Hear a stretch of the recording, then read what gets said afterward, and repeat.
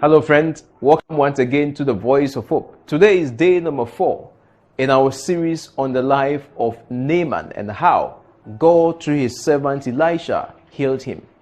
Today's message has been entitled, Obedience Leads to Success.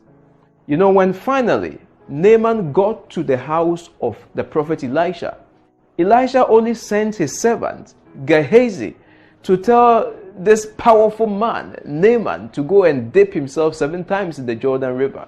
This was a simple message as we learned in the other lesson.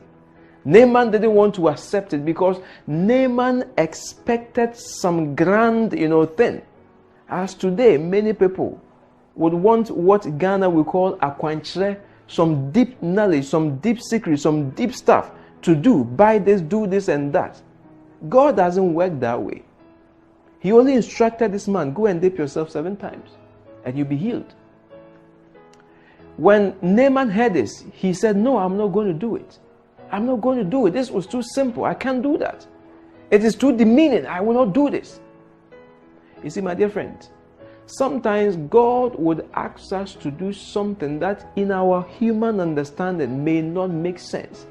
But listen, if it is coming from God, once we obey it, we will prosper.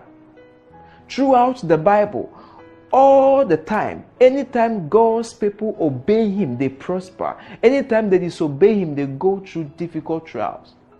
Look at the Israelites. When God saved them from their bondage in Egypt, out of disobedience, they wandered in the wilderness for many years. Finally, the original people who got out of Egypt, none of them stepped foot in the promised land. Cain lost everything because he did not obey God. Would you obey the voice of God today? You would prosper.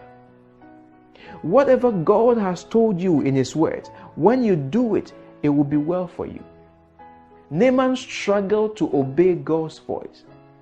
But later on, God inspired one of His own servants in 2 Kings chapter 5, verses 13 and 14 and said, my father, had the prophet told you to do some great thing, would you not have done it?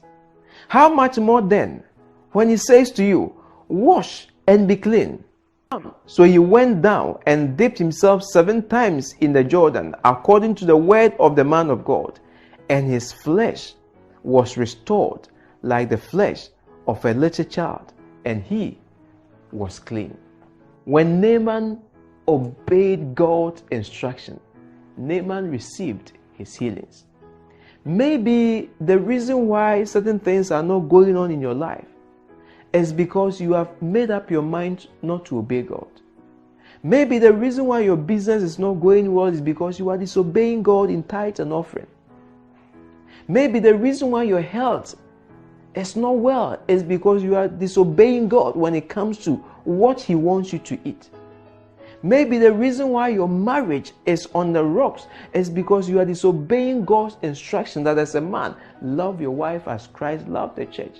And as a woman, humble yourself and submit yourself to your husband. If you obey God, success would be your only option. Obedience, my dear friend, is the only key to success. When Meshach, Shadrach, and Abednego faced the trial in their life, when Nebuchadnezzar erected the statue, they chose to obey God, and God turned the heat in that oven into an air condition, and their life became a testimony. Today, decide to obey God, and it will be well for you. Have a blessed day. Shalom.